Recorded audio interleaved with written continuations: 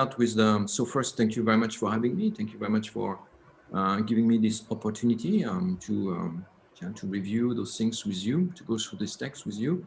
So before starting with the recitation of the Heart Sutra and Refuge, I wanted to lead a short motivation, to adjust our mind in order for our mind to be in tune with the presentation.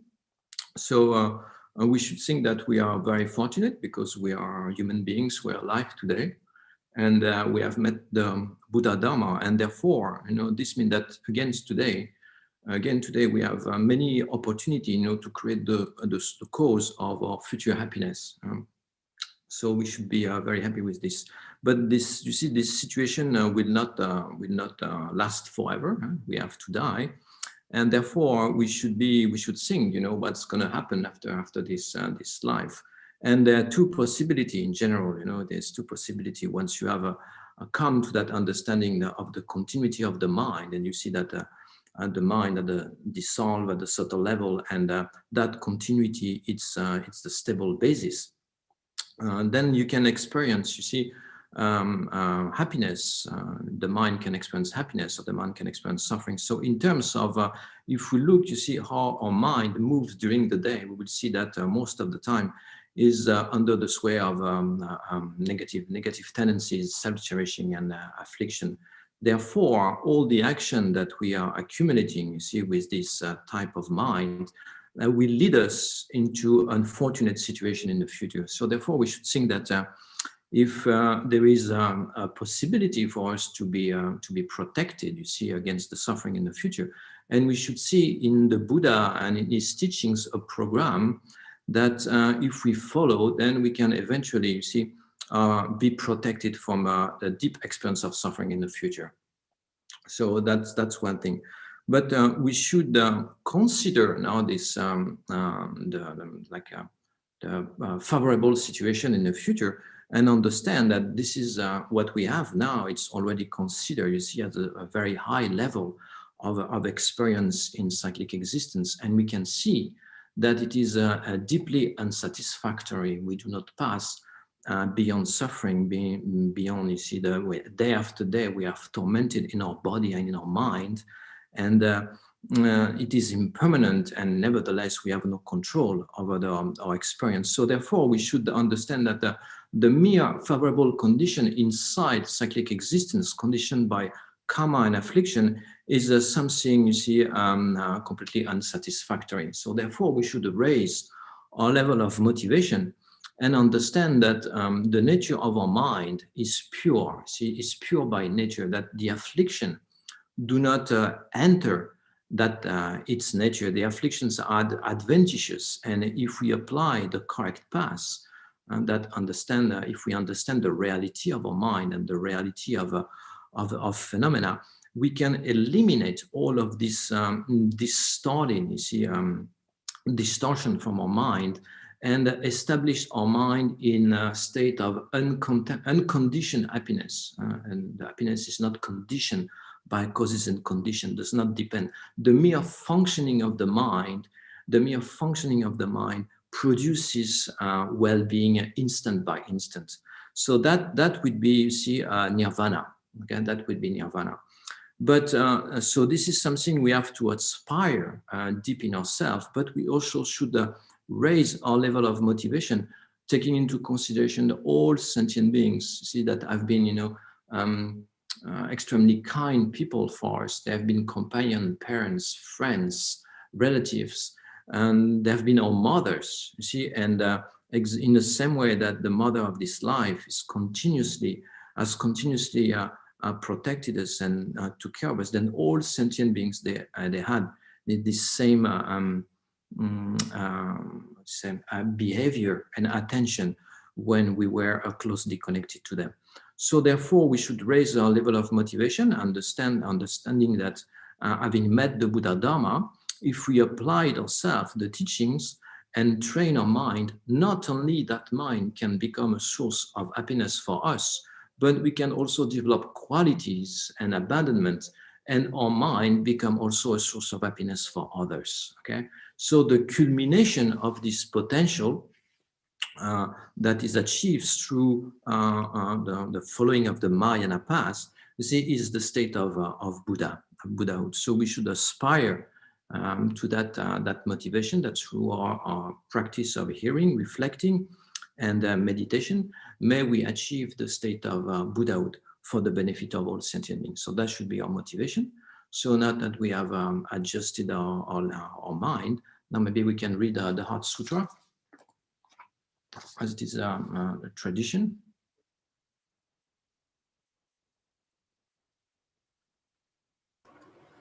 Yeah, the Heart Sutra. I prostrate to the Arya triple gem. Thus did I hear at one time the Bhagwan was dwelling on Mass of Vultures mountain in Rajgir together with a great community of monks and a great community of bodhisattvas. At that time, the Bhagavan was absorbed in the concentration on the categories of phenomena called profound perception. Also at that time, the Bodhisattva Mahasattva Arya Avalokiteshvara looked upon the very practice of the profound perfection of wisdom and beheld those five aggregates also as empty of inherent nature. Then, through the power of Buddha, the Venerable Shariputra said this to the Bodhisattva Mahasattva Arya Avalokiteshvara. How should any son of the lineage train who wishes to practice the activity of the profound perfection of wisdom? He said that, and the Bodhisattva Mahasatya Arya Avalokiteshvara said this to the Venerable Sharadvati Putra. Shariputra, any son of the lineage or daughter of the lineage who wishes to practice the activity of the profound perfection of wisdom should look upon it like this, correctly and repeatedly beholding those five aggregates also as empty of inherent nature. Form is empty, emptiness is form. Emptiness is not other than form. Form is also not other than emptiness. In the same way, feeling, discrimination, compositional factors, and consciousness are empty. Shariputra, likewise, all phenomena are emptiness without characteristic, unproduced, unceased, stainless, not without stain, not deficient, not fulfilled. Shariputra, therefore, in emptiness, there is no form, no feeling, no discrimination, no compositional factor, no consciousness, no eye, no ear, no nose, no tongue, no body, no mind, no visual form, no sound, no odor, no taste, no object of touch, and no phenomenon. There is no I element, and so on, up to and including no mind element and no mental consciousness element. There is no ignorance, no extinction of ignorance, and so on, up to and including no aging and death, and no extinction of aging and death. Similarly, there is no suffering, origination, cessation, and path. There is no exalted wisdom, no attainment, and also no non attainment. Shariputra, therefore, because there is no attainment, bodhisattvas rely on and dwell on the perfection of wisdom, the mind without obscuration and without fear. Having completely passed beyond error, they reach the end point of Nirvana. All the Buddhas who dwell in the three times also manifestly completely awaken to the unsurpassed, perfect, complete enlightenment in reliance on the perfection of wisdom. Therefore, the mantra of the perfection of wisdom, the mantra of great knowledge, the unsurpassed mantra, the mantra equal to the unequaled, the mantra that thoroughly pacifies all suffering should be known as truth since it is not false. The mantra of the perfection of wisdom is declared Tayata Om Gate Gate Paragate Parasam Gate Bodhi Swaha.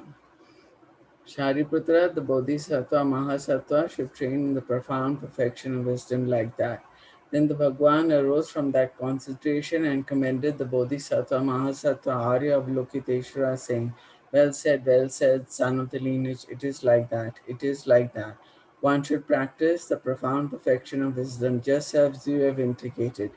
Even the Tathagatas rejoiced. The Bhagwan, having thus spoken, the Venerable Sharadvati Putra, the Bodhisattva Mahasattva Arya Avalokiteshvara, and those surrounding in the entirety, along with the world of gods, humans, asuras, and Gandharvas, were overjoyed and highly praised that spoken by the Bhagwan. I prostrate to the gathering of the Dakinis in the three chakras who abide in the holy yoga of using space by our powers of clairvoyance and magical emanations.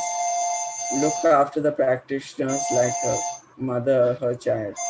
Aapka samara shasanadar samarayate ashasana shasana samarayate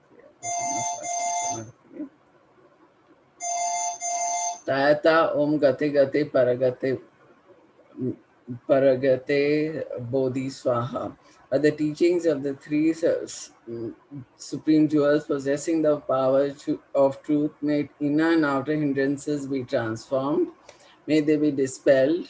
May they be pacified. Shritam Kurue Swaha. May all negative forces opposed to Dharma be completely pacified. May the host of 80,000 obstacles be pacified. May we be separated from problems and harmful conditions of Dharma. May all enjoyments be in accord with the Dharma. May there be auspiciousness and perfect happiness here right now. Thank you. Sangye Amchuldan Zangye Chomnamla Chancho Bada Dane Gyapso Jia Dangye Chinsa Gyepe Sonam Jia Drola Penche Sangye Droba Zo Sangye Amchuldan Zangye Chomnamla Chancho Bada Dane Gyapso Jia Dangye Chinsa Gyepe Sonam Jia Drola Penche Sangye Droba Zo Sangye Amchuldan Zangye Chomnamla Chancho Bada Dane Gyapso Jia Sangye Jinto Gebe Sonamje Adrola Benje Sangye Droba Jo.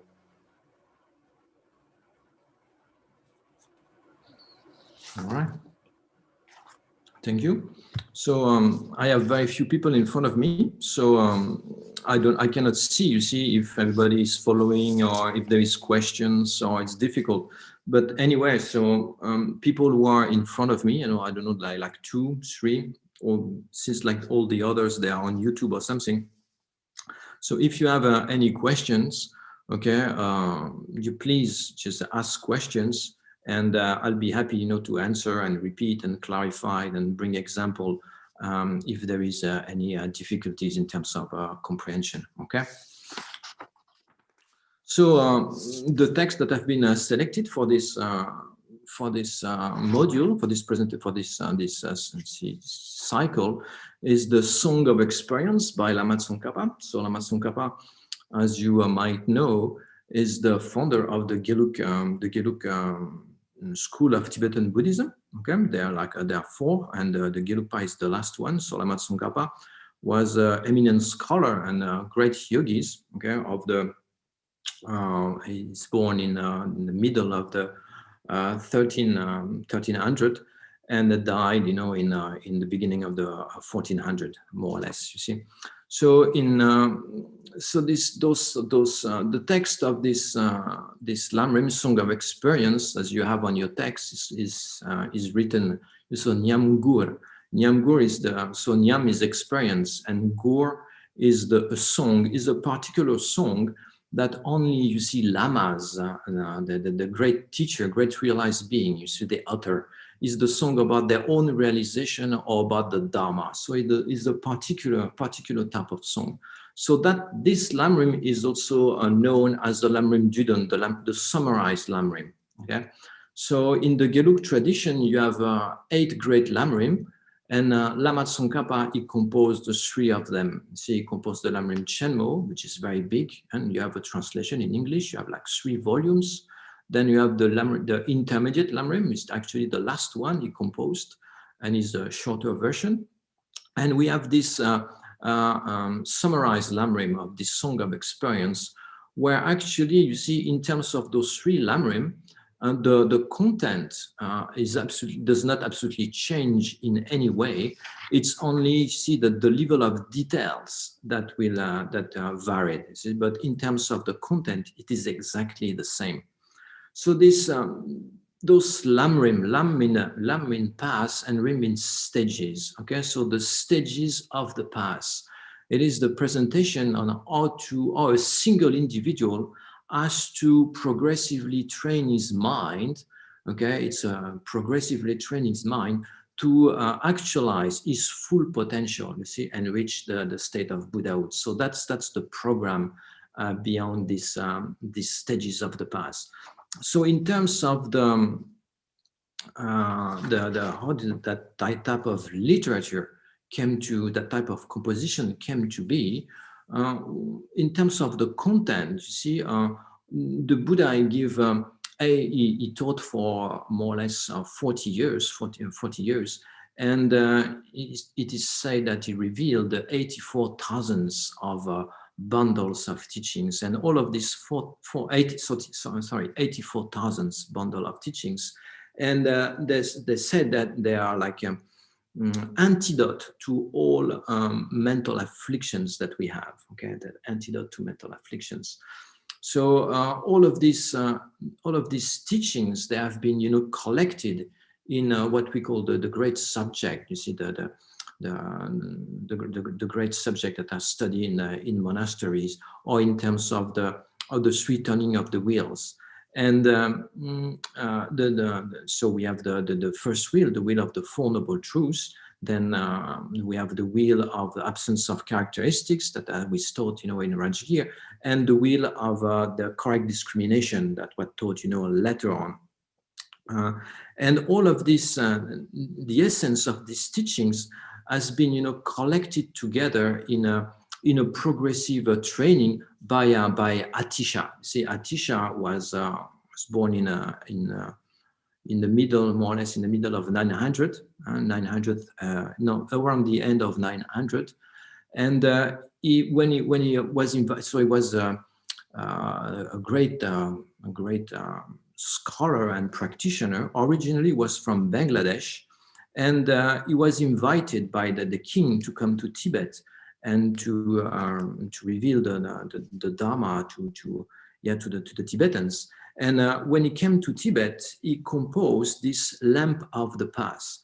So this lamp of the past was at that time considered as an amazing composition, because it was for the first time that someone has extracted the essence of all of these 84,000 of teachings and organized them, you see, in a very clear, progressive way, easy to understand and to put into practice. And in this way, to slowly and progressively rippens one's own mind.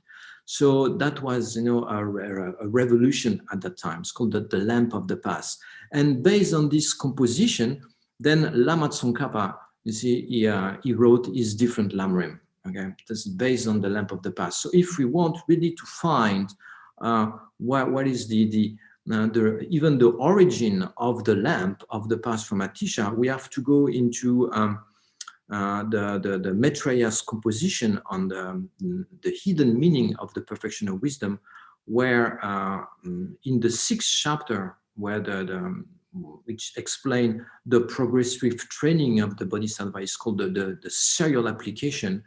Then it is described how the bodhisattva train progressively and sequentially into the 173 aspects.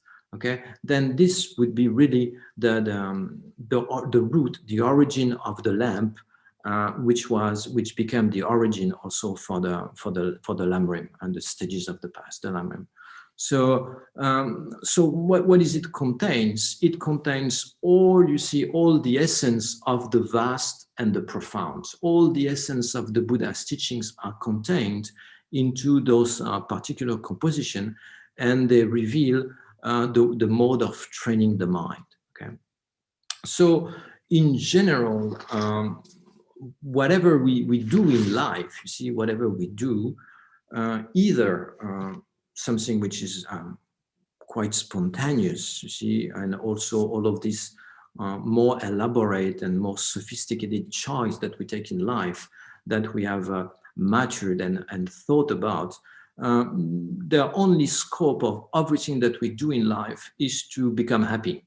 So that's what we look for. We become happy. So even if we're here together, listening to this, studying together this presentation, it's because we want to be happy. So even if you change your haircut, so the change of your haircut, the type of glasses you're going to wear, the type of clothes you're going to wear, the type of school, the type of study you decide, the type of life you're going to live, everything is because you have this conception that in this way you'll be happier. Okay, so everything basically. So the mind, the mind, it has this almost inherent desire to become happy and to get away from suffering. So everything that we do in life, you see, has this motivation at his core, at his root. So in terms of happiness, how do we find happiness? For normally, for people who are untrained in spiritual paths or in spiritual paths in general, the only way to find the way we look for happiness is through the satisfaction of the sense consciousness. Okay, so we have in Buddhism we present we have like a 5 sense consciousness and a mental consciousness. So we have like the mind. See, he can be produced into the entity of those 6 consciousness. And for us, happiness is associated with pleasant contact. Okay, so we look for pleasant shape, we look for pleasant sound, we look for pleasant taste, we look for pleasant object of touch, and in this way, due to the meeting, due to a meeting of the mind with those external object or condition or people, whatever, a pleasant feeling arises, then the person thinks that he's happy, I am happy. Okay? So for us, for untrained people, exclusively, we looked for happiness through the sense gateways. Okay, so there's a problem with this. There's a problem is that we have also a mental consciousness. We have a mental consciousness, and the mental consciousness is able to dominate. Is much more powerful than the sense consciousness, because in isolation, in isolation of the effective of the real of the quality of the contact, the mental consciousness is nevertheless able to produce a suffering. For example, even though we surround ourselves with pleasant people, with pleasant objects, we live eventually in a pleasant environment, nevertheless, the mental consciousness is able to produce unsatisfaction, is able to produce unhappiness, is able to worry, is able to feel a stress. So even though we have like a correct job, we have maybe a nice family and everything, nevertheless we wake up in the morning and we are not happy. So this is due to the activity of the mental consciousness. Yeah? On the opposite, on the other side, we can see in our daily lives that maybe some people, they are not as fortunate as we are, maybe in terms of their health, maybe in terms of their material situation. Nevertheless, they are able to maintain like a joyful, and happy mind. They're kind of easygoing.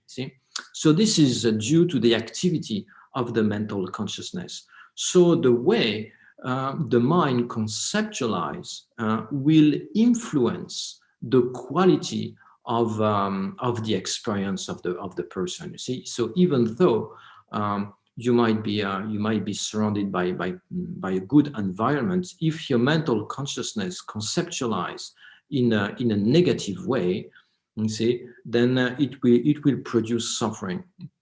So the respective sense consciousness, they have their own respective object. Okay? So, for example, the visual consciousness, experience color and shape. That's the object. The ear consciousness is sound. The taste consciousness is flavors. Okay?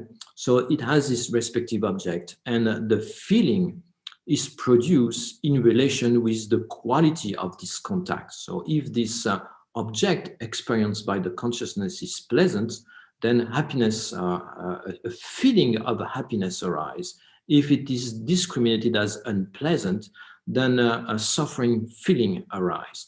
For the mental consciousness, it is the same. The mental consciousness has its own object. What are the objects? The appearing objects of the mental consciousness is the concept, the meaning generality. So inside of the concept, you have like an appearance. There is an appearance. So that's what we call a meaning generality. For example, you have maybe you don't know, you have never come to France or whatever. So if I describe to you, you see the Tour Eiffel, then based on my description, you'll be able to generate an image. You see, an image of the Tour Eiffel. So that's the meaning generality. That the object, you see, of the somehow of the mental consciousness and the conceptual mind. So if if this object is pleasant, then automatically the feeling will be pleasant. So if the object of that mental consciousness, of that, if that meaning generality is unpleasant, so then the feeling will be unpleasant. So according to what you're going to think, you see, during the day, according to you let your mind go, according if it's like a control or not, you know, according to whatever type of thought you have, if those objects, you see, that appear to your mind are pleasant objects, then the feeling that will accompany, that will be concomitant with this mental consciousness will be pleasant. If you let your mind being very critical about others, about yourself, you know, you're not happy about the environment, you're not happy about your immediate environment, you're not happy about the people around you, you know, they're always, you know, criticize them, or look at this one, or look at that one, he's not behaving properly, he's not doing this, he's not doing that, blah, blah, blah, blah, blah, blah, blah, blah. You see all this nagging mind that you have all day behind. So this nagging mind is responsible for a lot of your suffering. Okay? So the mental consciousness is always present, is always there, you know, is always there. So most of the time we do not really pay attention to it because maybe let's say that we are not it does not come, it does not take the first position, because we are involved in other activity that are more, you know, that where the sense consciousness are more solicited, you know. But the conceptual mind is always behind. So it is very important to start, you know, to enter into contact with this mental consciousness and try to understand what is the quality of the type of thought that we have, because this train of thought that is always accompanying us is the real fabric of our mind, you see, to some level. And we have to understand what type of mind we have, what type of thought we have, to be able to adjust it, you know, to be able to adjust it. So it is important to start to live in a more, in a deeper introspection and mindfulness, and try to be more aware of the type of thought and the type of feeling, you see, emotion that accompanied the thought. Okay, otherwise we won't be able to work on it. Yeah, so it is very important. So in terms of Buddhism, see, in terms of Buddhism, we do not think that happiness comes from external object, situation, company, retinue. You see, we do not think that, but we believe that it has more to do with how your mind relates to people, to environment, to situation, you see, to yourself. Basically, how do you conceptualize? How do you think? How you interact, okay, with this, with those different situations. So in terms of achieving happiness through a Buddhist path, you see, the Buddhist path offered what we call the temporal and ultimate happiness. Okay, so the temporal happiness is a good condition in existence. You know, we'll come to that. Good condition in existence. And in terms of ultimate happiness, which is of two types, we call about the individual liberation, which is the Nirvana, which is the main objective found in the individual vehicle, which is the Buddhism, the type of Buddhism practice in South India, in South Asia mostly, and also we talk about the state of Buddhahood. So the state of Buddhahood, it is the ultimate goal of the universal vehicle, of the Mahayana vehicle, which is practiced. So in like Tibetan Buddhism, for example, would be Mahayana. Zen Buddhism would be Mahayana. In the north of Vietnam would also be Mahayana. Okay, and so that would be the type of goal. Okay, so through the stage of the path, the being is led through ripening his mind in order to actualize this different level of well-being.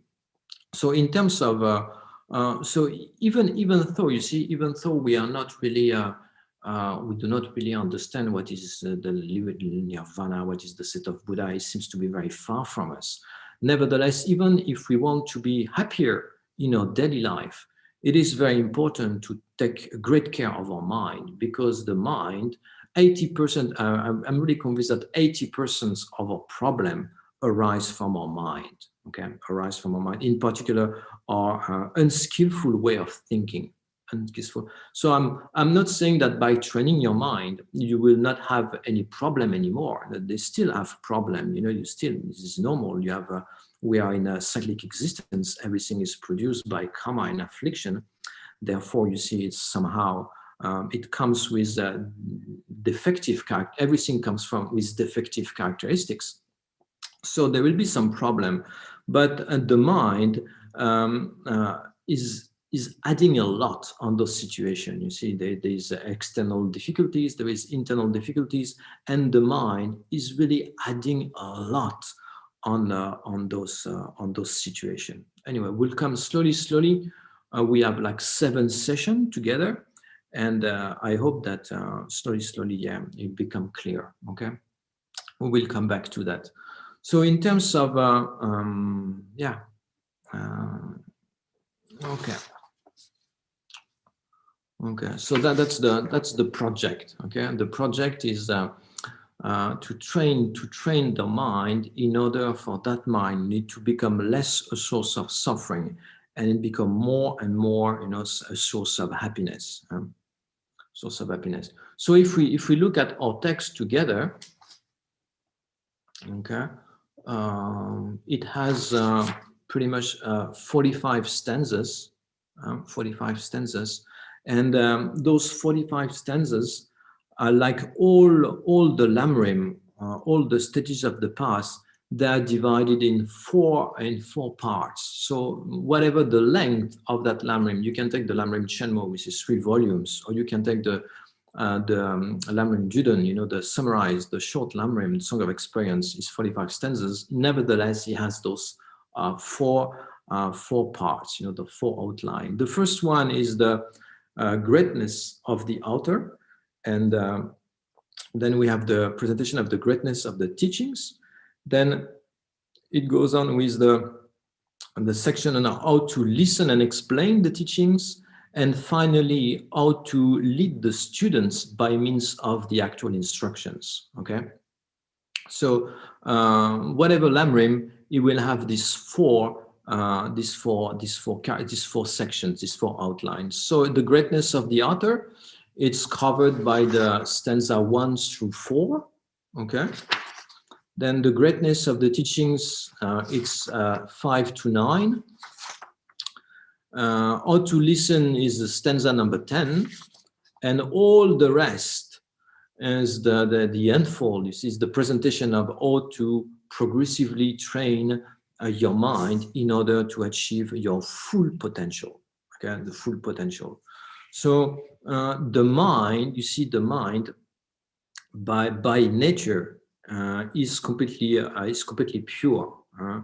The mind by nature is completely pure. All of this distortion that we have, all of this mental affliction, that attachment, aversion, pride, resentment, belligerence, all of these mental activities, they are adventitious. You see, they arise in the mind due to causes and condition. Because we have a distorted understanding of reality, then as a logical answer to this mode of conceiving existence, of conceiving the existence of oneself and others, and conceiving the existence of all phenomena, as the logical answer, then the mind, you see, develop attachment, aversion, pride, etc. So what is this fundamental distortion of reality that we have?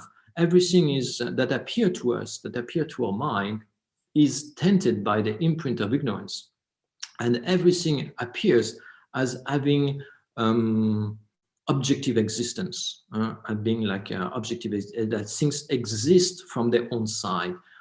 Phenomena, they have their own nature. They exist by way of their own nature. You see, they have an ability to set themselves up. If you look at whatever object or person, it seems that from the side of the person, or that from the side of this object, the object actually exists in there, in the base, you see, in the base. So this is how phenomena appear to us. And due to that, due to different predisposition and mental inclination, some people on some object, you see, they appear to be pleasant, and some others, you know, they appear to be unpleasant. And for our mind, what does our mind read? It reads that this pleasantness is inherent to the object or the person, or the unpleasantness is inherent to the object and the person, and therefore, respectively, it will develop attachment and aversion. Okay, so this is, and all of this, the action that are accomplished under this or covered in this confusion, when the mind is in such a state of confusion, all this action will have consequence and will determine the result of the future experience of that mind. See? So this is what we mean by being caught up in cyclic existence.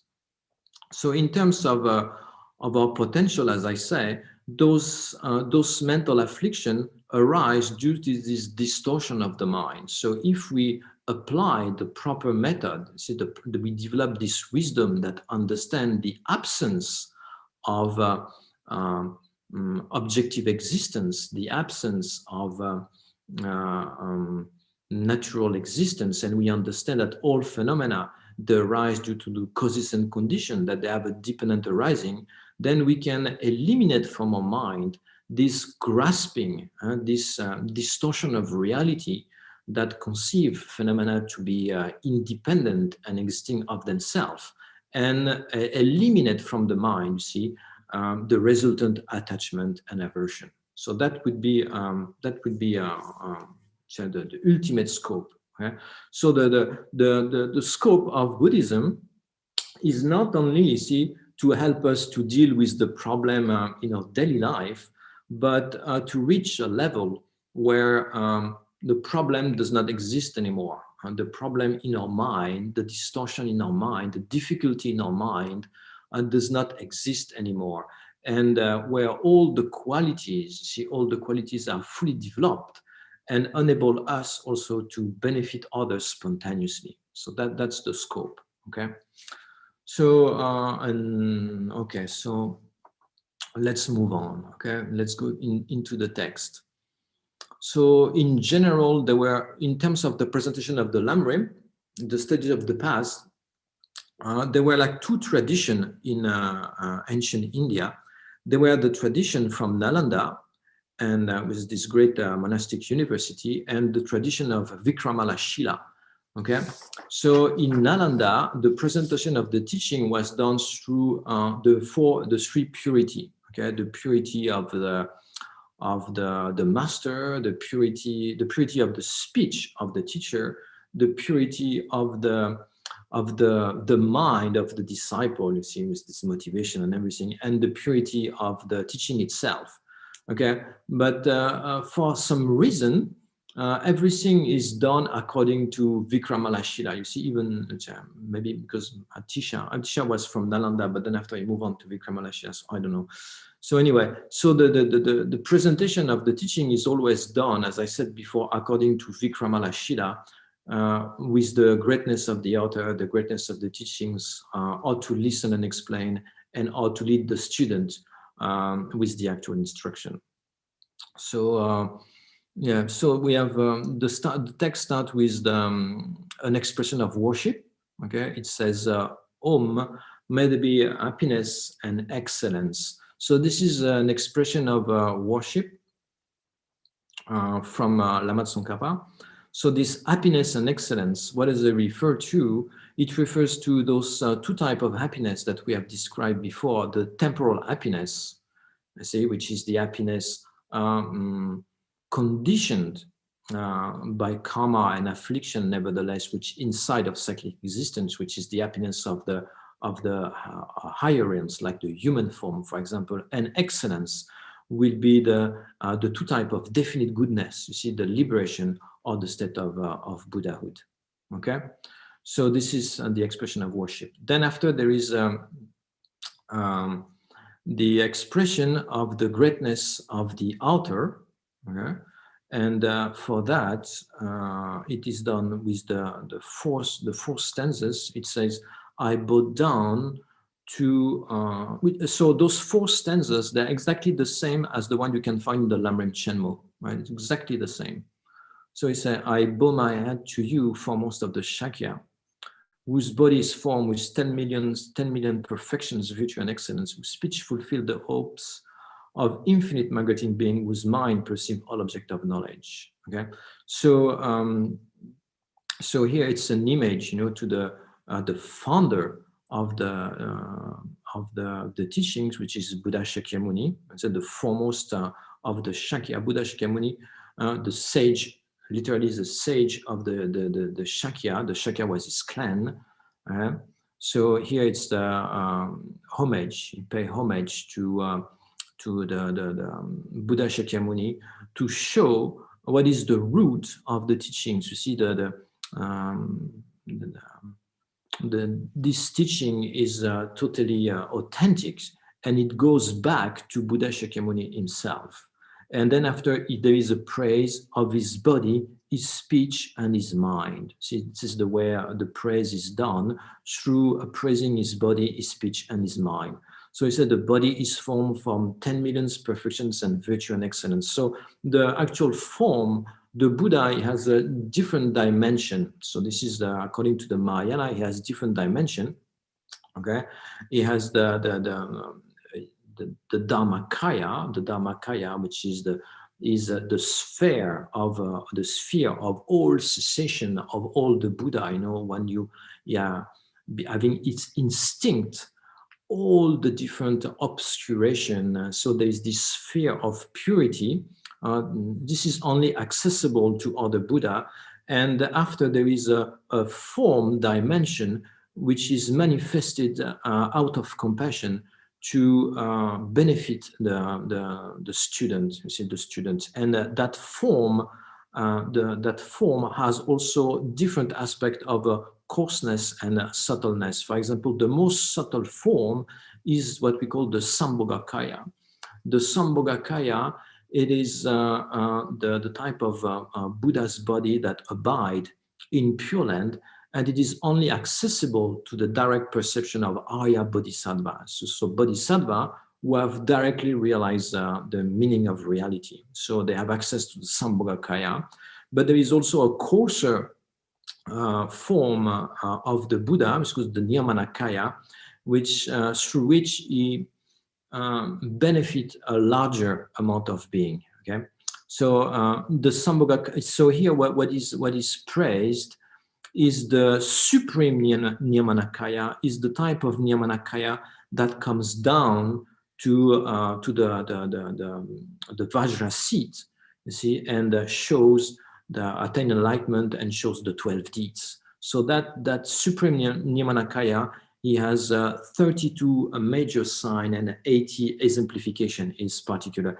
And it arises, you see, it arises from virtue accumulated over 3 countless eons. Okay, so this is the praise of the body of the Buddha. So the body of the Buddha, you see, has many qualities. They are revealed in the last chapter. The state of Buddha is revealed in the last chapter of Abhisamaya, which explained the hidden meaning of the perfection of wisdom. And one of the benefits of seeing, you see, the Buddha's body is that we plant the seed of liberation. So this also works with statues. Statues are considered also as a type of Nirvana. Okay, so in essence, the Buddha body is, and the state of Buddha is particular because there is no the body itself is in the nature of exalted wisdom. Okay, it's the nature of exalted wisdom. Anyway, so then after there is it says the speech fulfills the hope of infinite migrating beings. So this is the praise by way of the speech of the Buddha. So also the speech of the Buddha has many characteristics. It is extremely pleasant. As you hear it, you see the mind experience happiness.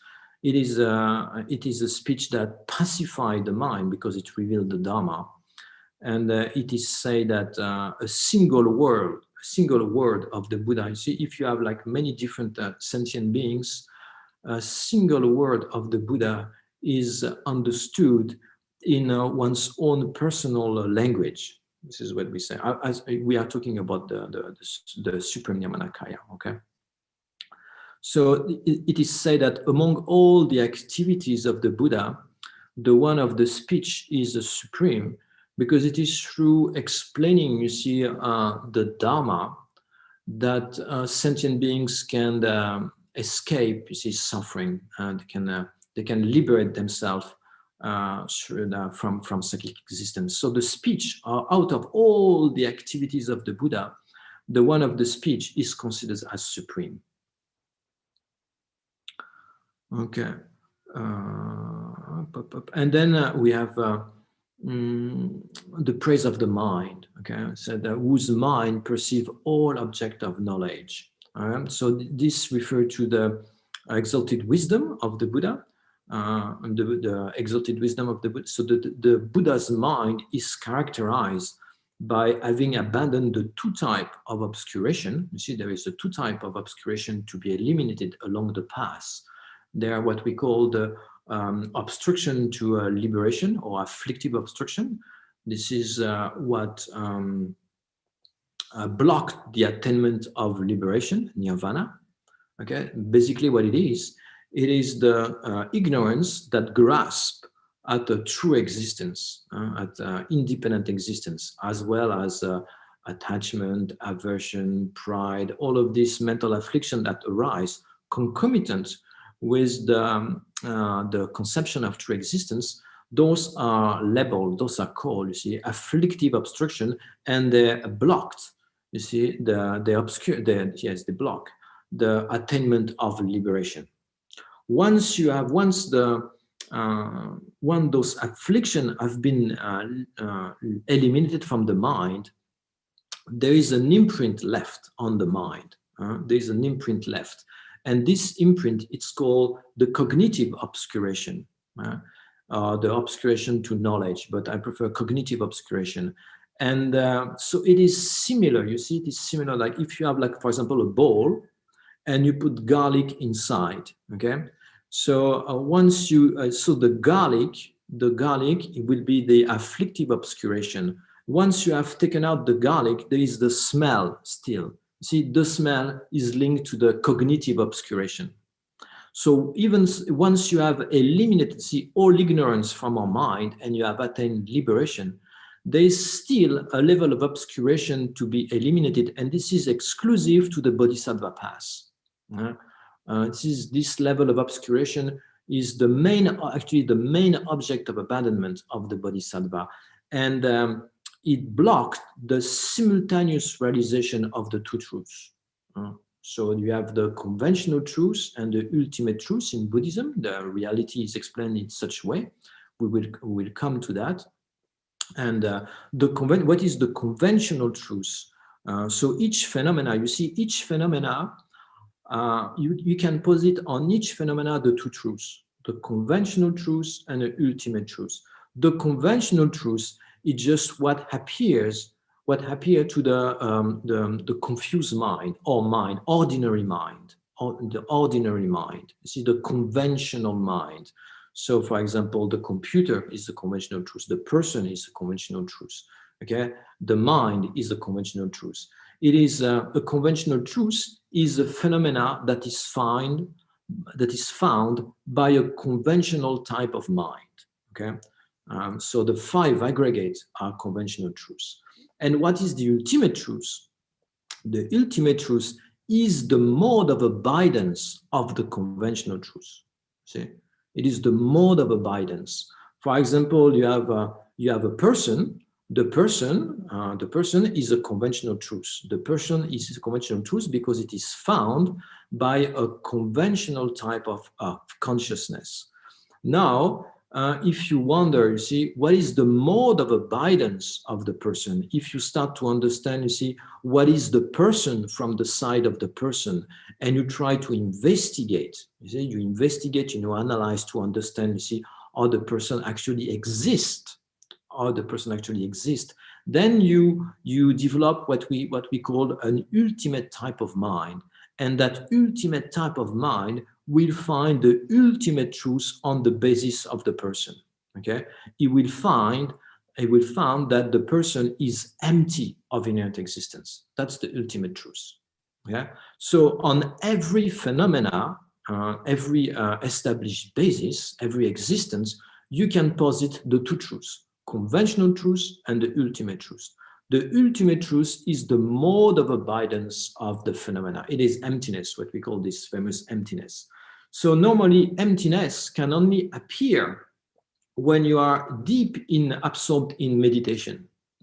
When you are absorbed on the ultimate truth, then only ultimate truth appear, emptiness appear, and the conventional truth does not appear. This is why in the Heart Sutra it says, you see, in emptiness there is no form, blah, blah, blah, blah, blah, no this, no that, no this, no that, no this, no that. It's simply because when the person is absorbed into emptiness, conventional reality does not appear. So, and when you arise, when the Bodhisattva arise from his absorption from emptiness, then emptiness does not appear anymore, but conventional truths appear, conventional phenomena appear. So you see, those two truths, conventional truths and ultimate truths, they cannot appear simultaneously. They appear simultaneously only on the Buddha state, because the Buddha has eliminated also the cognitive obscuration. Okay? So this is why it says, so having eliminated the cognitive obscuration, the wisdom of the Buddha is not impeded anymore. And through the knowledge of one phenomena, the knowledge of all phenomena is established. Okay, why for us now, our cognition, you see, is completely blocked. If I realize the glass in front of me, my cognition is blocked. You see, I can only understand the glass. I do not have access to the reality of the glass, and I do not have access to all object of knowledge. From the side of the Buddha, because all obscuration have been eliminated, you see, then and because the mind of the Buddha always abide into emptiness, which is the ultimate mode of abidance of all phenomena, then also all conventional phenomena are also realized simultaneously. Okay, so that's the praise for the mind of the Buddha. In general, also there is also so the mind of the Buddha here. It is praised only from the point of view of his omniscient, being omniscient consciousness. You see, but also in textbook, you also find the praise of the Buddha from the point of view of being bound by compassion. See, the mind of the Buddha is bound by great compassion. us, we are bound by mental affliction. What does that mean, to be bound by mental affliction? It means that when I encounter a particular object, for example, an object of attachment, necessarily attachment will arise in my mind because of this familiarity, you see, because I have the seed of attachment, and because there is the object, and because there is the conception of true existence, that necessarily attachment will arise. So the Buddha is not bound by mental affliction, is bound by great compassion. So due to having familiarized this mental continuum with great compassion for so many eons, see, then compassion arises spontaneously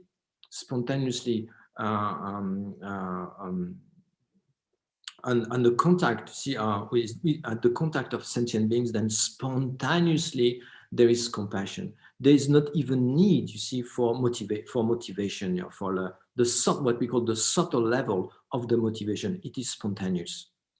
And in general, also there, after we do also, there is a praise of the Buddha from the point of view of the activity, which are spontaneous and constant.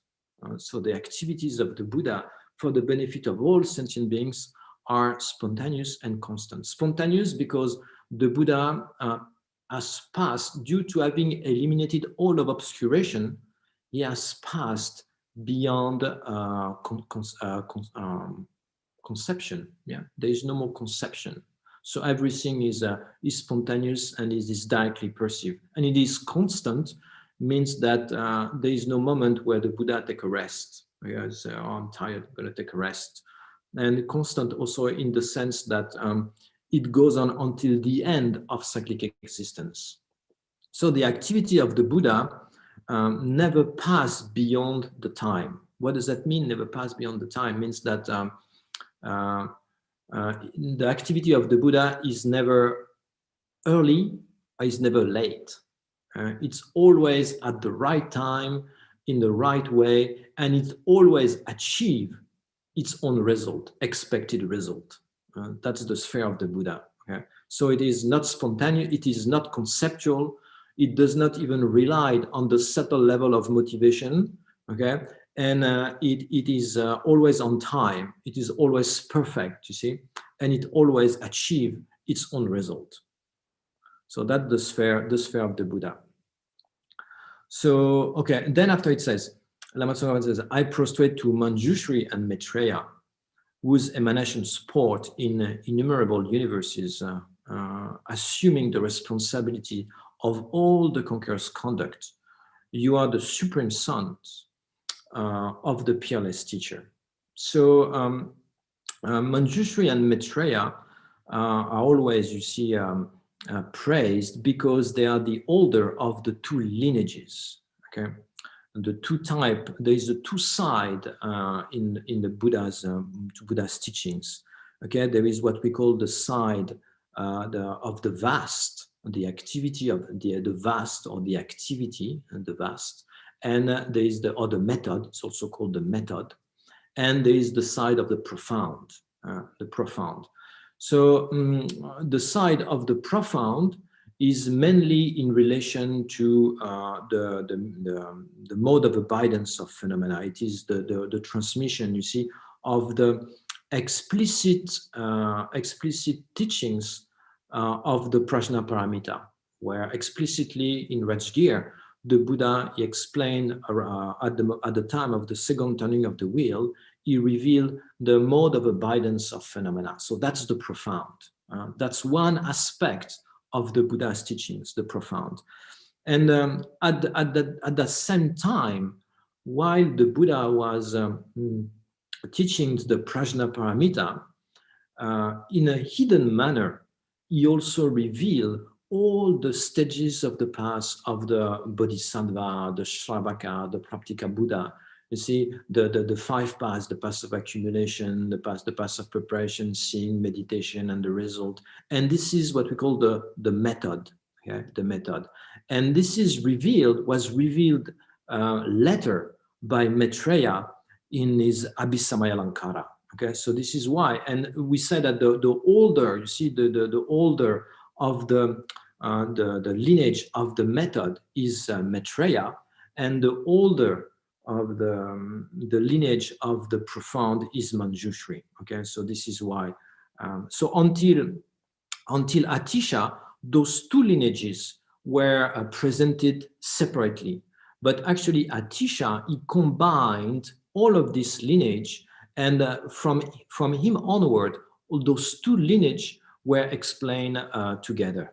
Okay, so if you have seen, you see in temples, especially in the Tibetan tradition, there is this representation of the refuge field or the merit field, where you have the Buddha Shakyamuni, you see, on the big throne, and then there is plenty of deities and Buddhas, Bodhisattva in front of him, and there's also deities on his left and his side. So that's the two lineage we're talking about. If you allow me to share the screen, maybe I can show to people, those things. So can I share my screen? You should be able to share the screen. That's great. There's a green button. That's great. Yes, so we can see it almost. Okay. Does it appear? Yes. Okay. Yes. So you see, when we talk about the vast and the profound, we are talking about this lineage here. This is the lineage of the vast, and this is the lineage of the profound. So they are respectively, you see, on the right and the left of Buddha Shakyamuni always. So here is Maitreya under the aspect of a celestial being, you see, Bodhisattva as abiding in Pure Land. And here is Manjushri. So the Manjushri is the older of the lineage of the vast, of the profound. And here is Maitreya being, you see, the head of the lineage of the vast. And then you will find all the lineage master of the vast. Then you will have Asanga, Vimukti Sena, Aribhadra. You see all of this. Then down to, you see, then we have to, so that here is then we have Atisha here, you see, Atisha is there, and then you have Lama Tsong Khapa here, because after from the Indian master, then you have the Tibetan master, and you have the same from the side of the profound. You will have Nagarjuna here, you see, and then you will have Arya Deva, Chandrakirti, Buddha Palita, Bhaviveka, and then down to Atisha here again. Atisha, you see, is under the two lineage. And then again, you see, after all the Tibetan master, you see, and Lama Tsong Khapa is again here, you see. So this is what, when we talk about the vast and the profound, keep in mind that the profound is the explicit teachings on the perfection of wisdom, which is the emptiness, and this is the profound, and the vast is the hidden meaning of the perfection of wisdom, where it explains all the career somehow, all the paths of the bodhisattva, this path of accumulation, the path of preparation, the path of seeing, and all the different trainings and the different practice that has to be carried on. Okay, so this is revealed here. And then behind, so you might wonder what is behind, is the third lineage, which is called the lineage of the experiential instruction, which is like comes down, from mouse to mouse. Anyway, this is something different. So this is it. You see, so this is the refuge field, and maybe you have like more familiarity also with the one of the Lama Tsongkhapa, but it's actually the same. That's not the one I want to show. That's the one of Lama Tsongkhapa here. You see, so this is the one of the Lama Tsongkhapa, but the system is the same. Here you will find Maitreya, and here you will find Manjushri, and again you see you will have Nagarjuna, and here you will have Asanga, and again Atisha, and then Lama Tsong Khapa here and here. Okay, same, and then behind you have the different lineage that in relation with the Tantra eventually. Okay, so this is why you see Maitreya and Manjushri are always praised also as they always come in a second position, because they are the older of the lineage of the vast and profound, and that collects all the meaning of the Buddha's scriptures. Okay, in particular the perfection of wisdom. So you see, the Buddha, he taught, as we said at the beginning, 84,000 bundle of teachings. But all of this you can collect it into the three turning of the wheel, or you can collect everything into the vast and the profound, or you can collect all of these 84,000 teachings in terms of the 12 branches of scriptures, or you can collect them in terms of the three Pitaka, okay, or in terms of the three scopes. It is just different way to organize the Buddha's teaching for pedagogical reasons. Okay. So, okay. And then after he moved on and said, I prostrate to the feet of Nagarjuna and Asanga, ornament of Jambudvipa, renowned through the three levels, who compose commentary in accordance with the intention on the mother of the conqueror, so hard to fathom. Okay, so here there is a specific praise to Nagarjuna and Asanga. They are very, very, very particular. Okay, why? Because I mean, they were like prophesied already at the time of the Buddha in several sutras. There's the Great Dharma Sutra, the Descent in Lankavatara Sutra, anyway, where it is already announced by the Buddha that in the future, those two beings will come and will greatly benefit, you see, the teachings and the teachings of the Buddha, the Dharma, and the sentient beings. So Nagarjuna, he came like 400 years after the Buddha's death, and Asanga 200 years after Nagarjuna. Okay, this is pretty much, so why are they so important?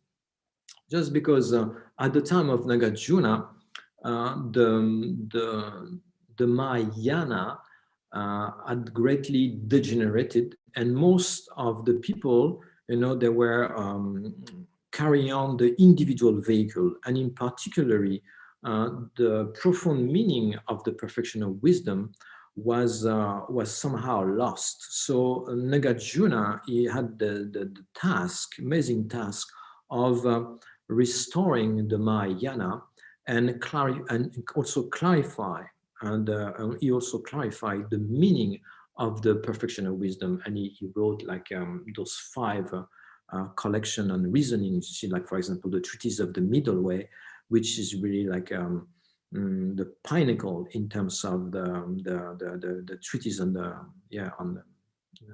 Madhyamika view. So that was in brief the task of Nagarjuna, and then later on, so they are called, you see, the charioteers, the 2 charioteers.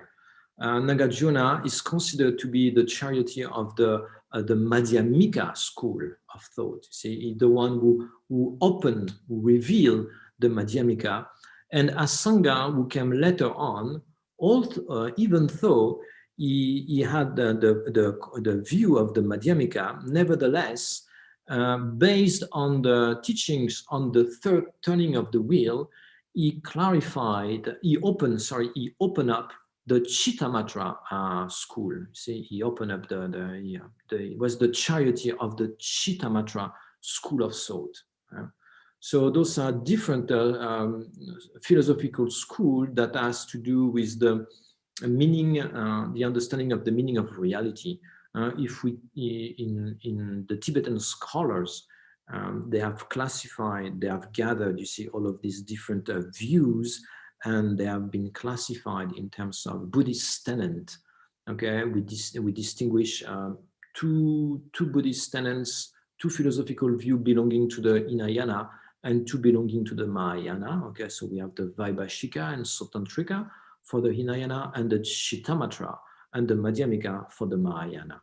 So, and they have like subdivisions. So anyway, so they are considered very, very important, and they have composed commentary in accordance with the intention of the mother of the conqueror. What is the mother of the conqueror? Is the perfection of wisdom.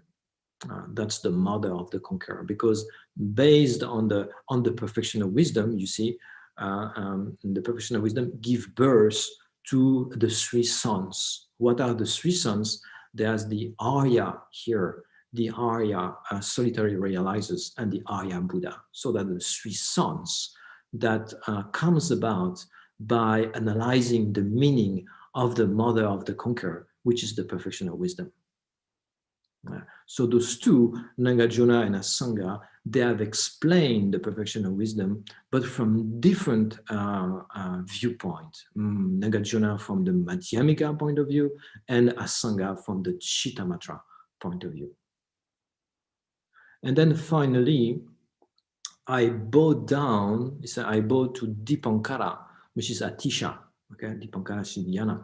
Atisha, holder of the treasury of instruction that gather together the important point completely and unmistakably of the path of the profound and extensive deed, profound view and extensive deed, the excellent lineage descending from the two great charioteers. You see it exactly what we have discussed together.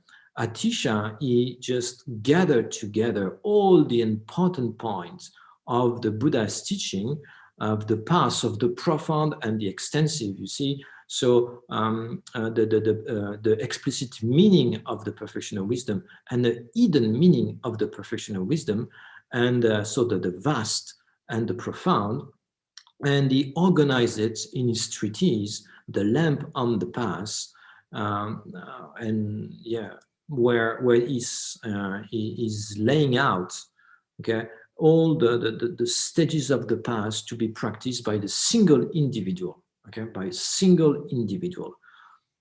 And also in the lamp of the path, the difference from the lam-rim, the strict lam-rim composition is that the lamp of the path also includes the tantra, a little bit of tantra at the end. But the lam-rim does not, okay? Is exclusively from the sutra point of view.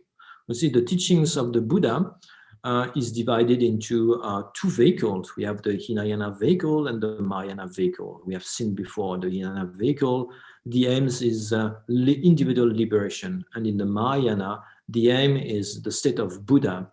And this Mahayana has two divisions, the Sutrayana and the Tantrayana. The Sutrayana is the vehicle of the perfection. I should say, the perfection vehicle and the Tantra vehicle, okay? So in the lam-rim, there is no presentation of the Tantra, but in the lamp of the path, you can find some instruction. Okay, so that was it for the greatness of the author. So here, the greatness of the author is from the point of view, see, of the lineage, going from the Buddha down to Atisha. Okay, while in the normal lam-rim, in the lam-rim Shenmo, the greatness of the author would go in length into Atisha's life. Yeah, he's born in a great family, his education, blah, blah, blah, his composition, his deeds in India and in Tibet. So we'd go in length into Atisha's life. Okay, and then after we have the greatness of the teachings. Okay, so now we're entering so all of this, why this introduction, why there is all of this is just to help the student to generate enthusiasm, okay, to generate enthusiasm and some level of faith and trust into the instruction. So we move back to the origin. You see, the Buddha. So the teachings come from the Buddha. Then it has been revealed by Manjushri and held by Manjushri and Maitreya, then explained further by Nagarjuna and Asanga, then finally Atisha, and then all the teachers. You see, up to now there is a continuous transmission of the teachings. So that's the particularity of the Buddha's teaching. It is an uninterrupted lineage of transmission. It is not that someone found a book in the library and started to spread it. You see, I started to preach the doctrine. It is not like this. There is a continuous lineage of instruction going back to Buddha Shakyamuni himself. So that's ensure, you see, the blessing in the transmission, because it is a living lineage. It is a living tradition, okay, which is very different from just finding a book in a library. Okay, and so the greatness of the Dharma And for the greatness of the Dharma, it starts with an expression of worship to the direct and lineage gurus. Okay, so it's I prostrate respectively to the spiritual teachers, the eyes that see all infinite scriptures, who with skillful means, moved by compassion, clarify the supreme entrance way for the fortunate traveling to liberation. So, okay, so that's the path. The path is the path of the fortunate with traveling to liberation. So the aim, the final aim of the Buddha's teaching, as I said before, is not just to cope with the difficulty of life. Okay, that's not, also it is necessary to do. The final aim of Buddha's teaching is the complete emancipation from suffering. Okay, from suffering. So that's the point. So he called this the supreme entrance way. Yeah, it's moved by compassion. So it's all of this. There is a this is an homage to all the spiritual guides. You see, from right after Atisha, because Atisha is in the stanza above, from Atisha down to the teachers. You see, we receive all of this transmission. Those great lamas receive the transmission these days. For example, His Holiness Dalai Lama, you see, Lama Zopa Rinpoche. Those are the included into those lineage.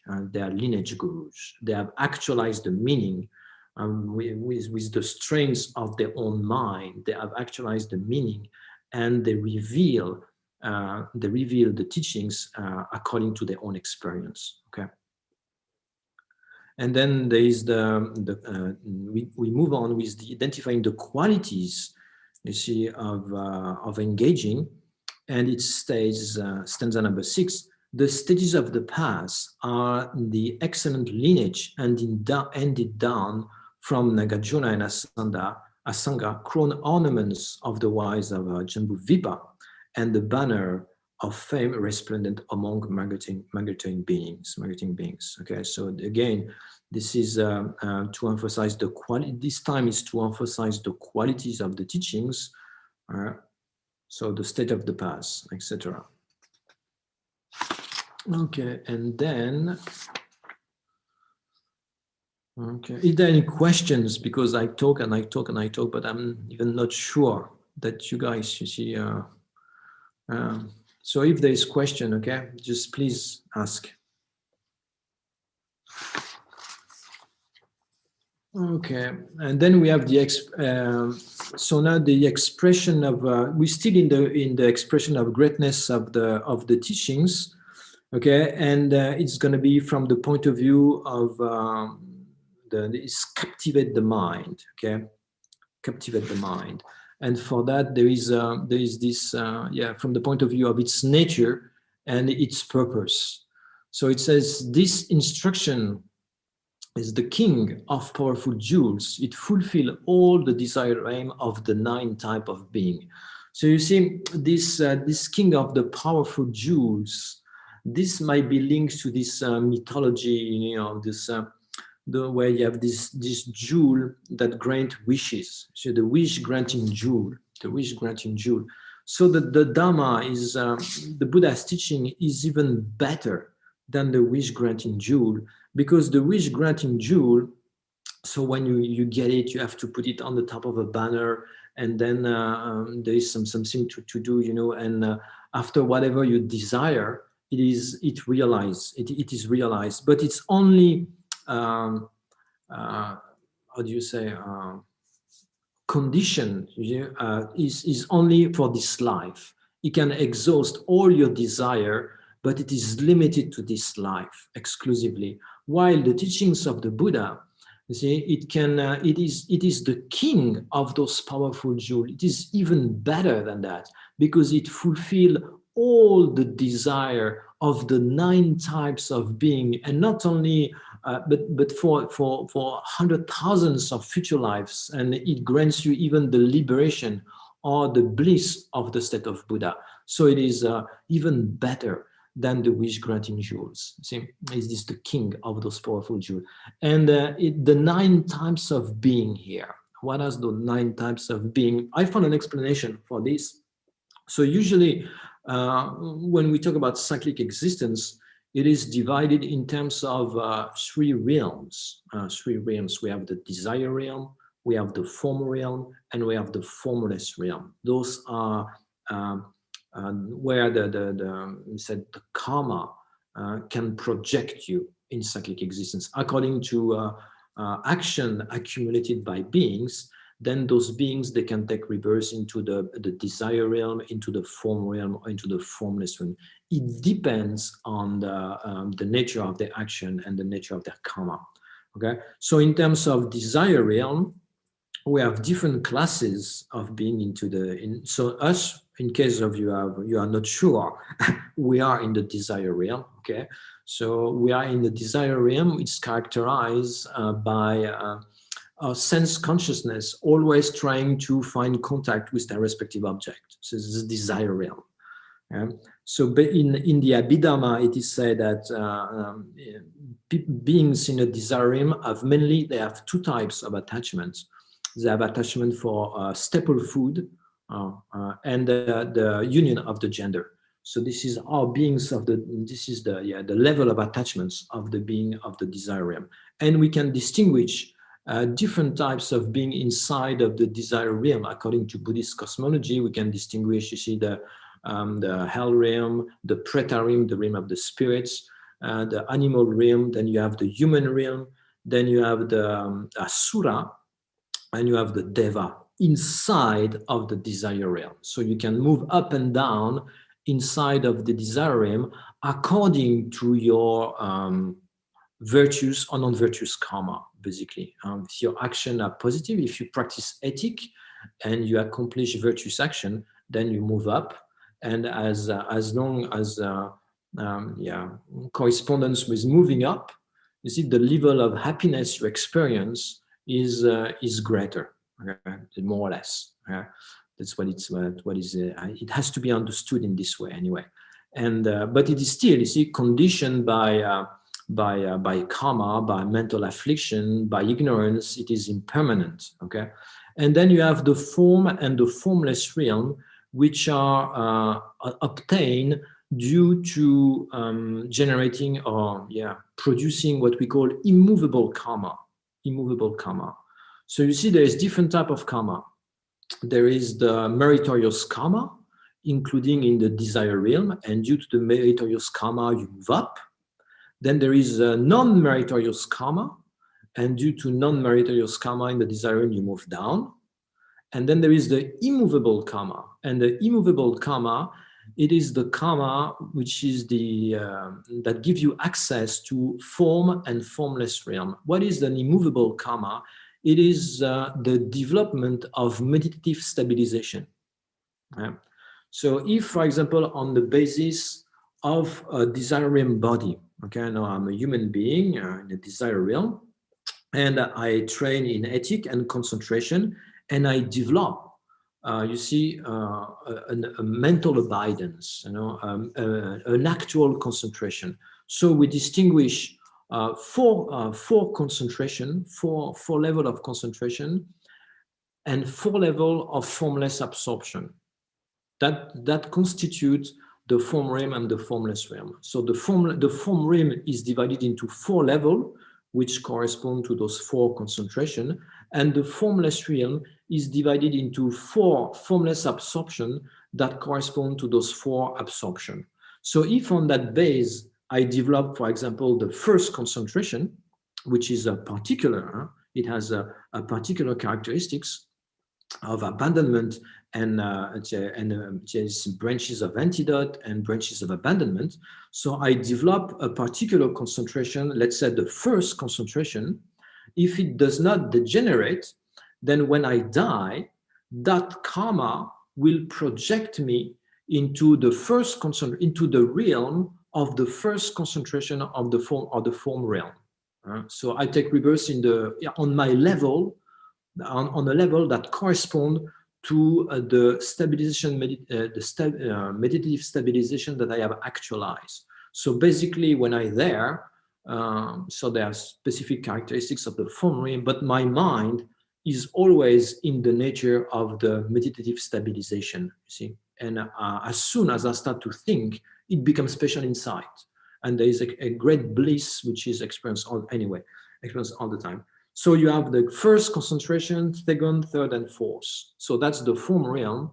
And then you have the formless realm.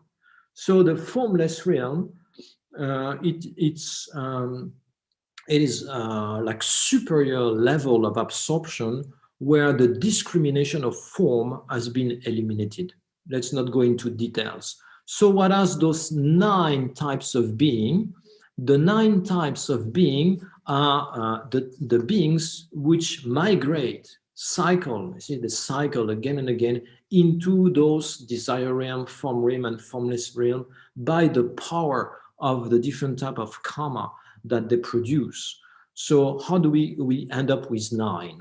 Okay, so one way to do that is to take into consideration the person dying into the desire realm. So those dying into the desire realm, there are those who stay in the desire realm, there are those who migrate to the form realm, and those who migrate to the formless realm. So we have 3.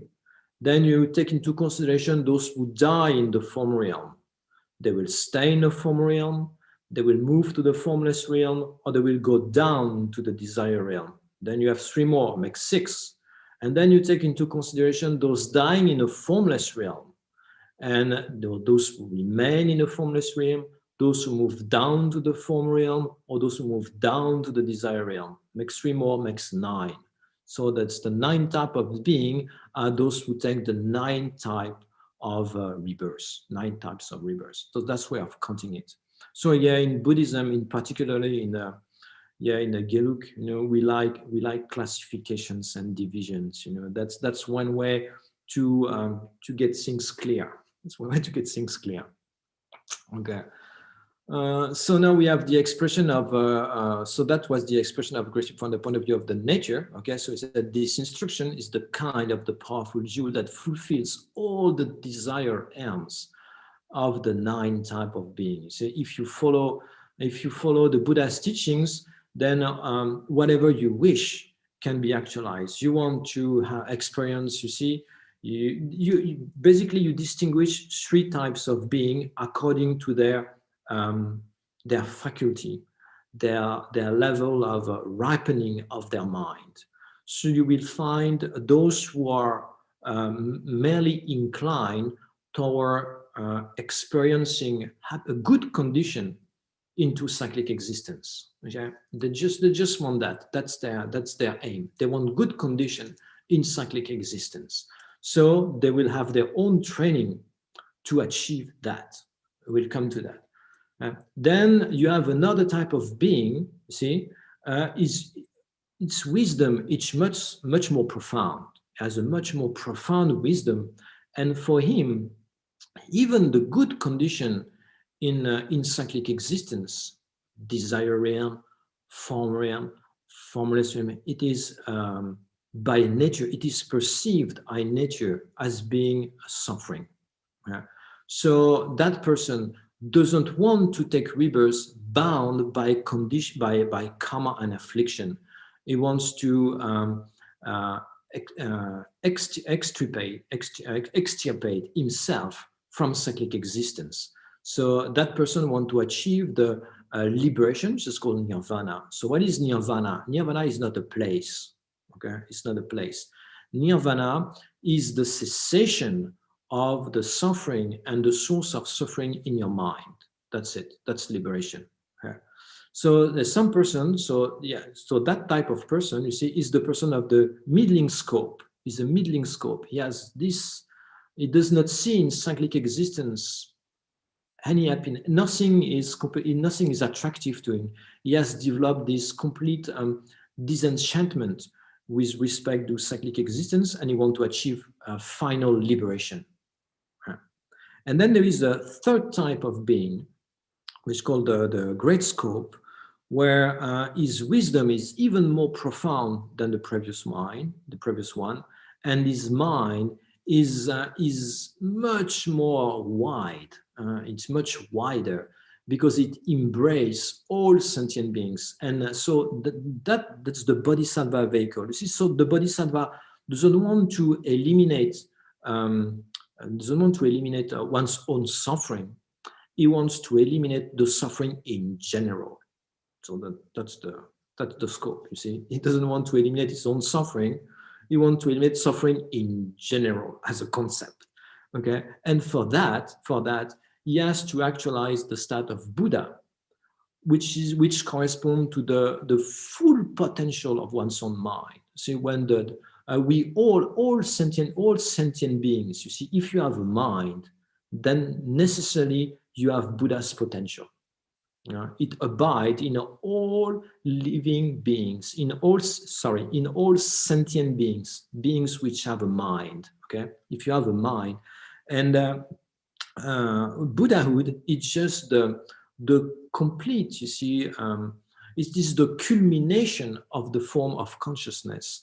It is the complete development of the potential that lies in each and every sentient beings. Okay, where at that level, you see, all the mind has been completely cleared away from any level of obstructions, you see, veil and everything, and all qualities have been consumed. It has reached it has developed the quality to the maximum. For example, generosity, for example, ethic, for example, patience, for example, enthusiasm. You see, all of these qualities are completely consumed. They are called perfections. They are brought to a perfection.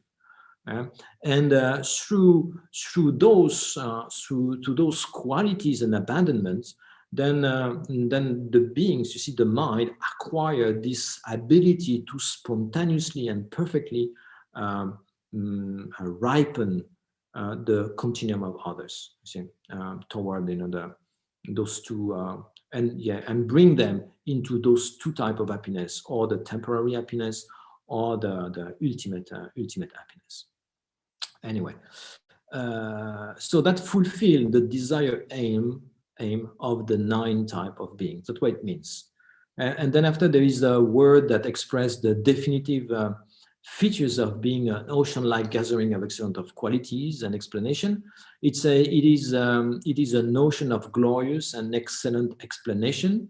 It gathering the virtue of third and fine scriptures. You see, so these scriptures on the lam-rim, it is like, you see, it's like the ocean where all the rivers of Buddha's teachings, you see, they come down.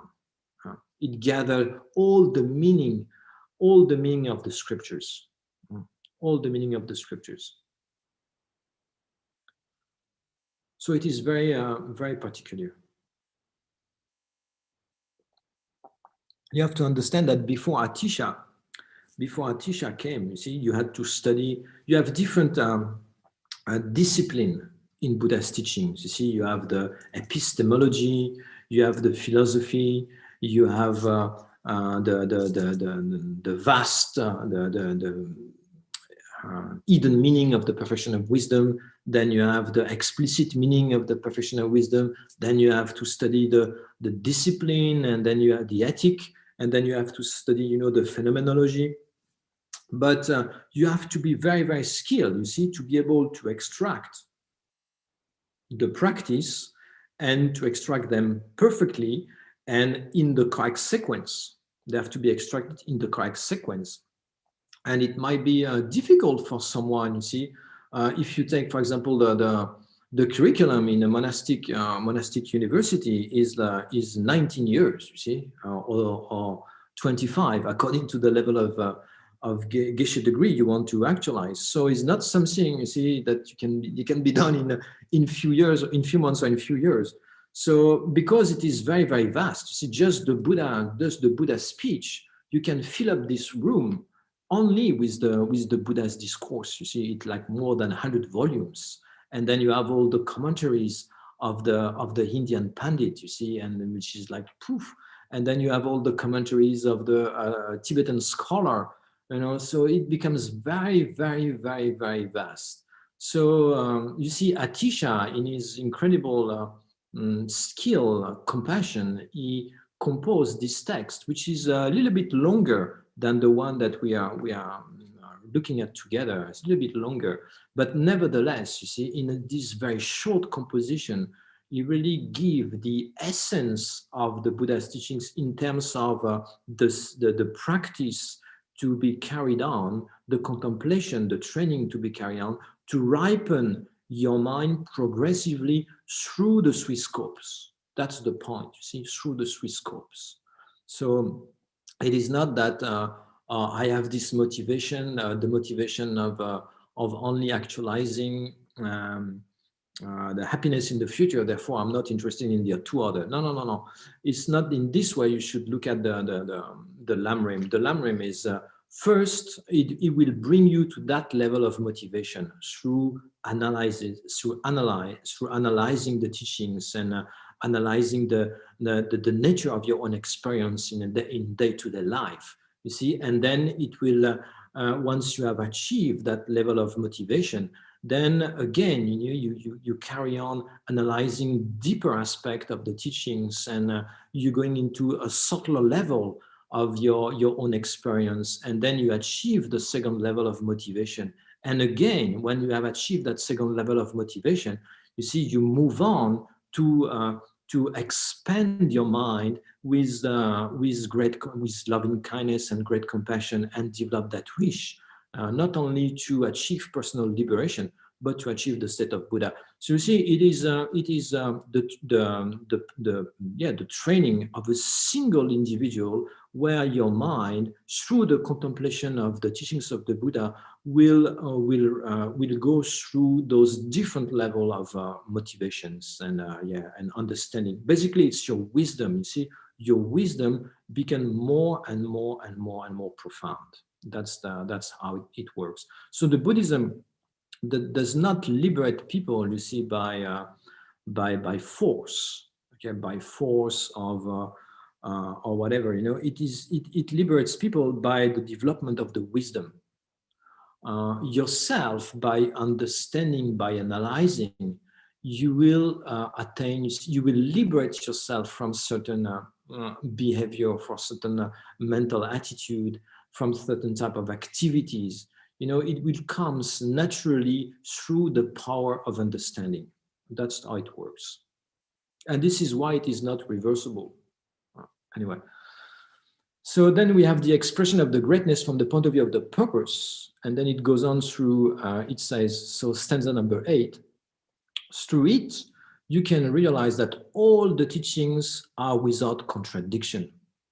Understand all the scripture as an instruction, and easily find the intention of the conqueror, and be protected from the abyss of the very faulty conduct.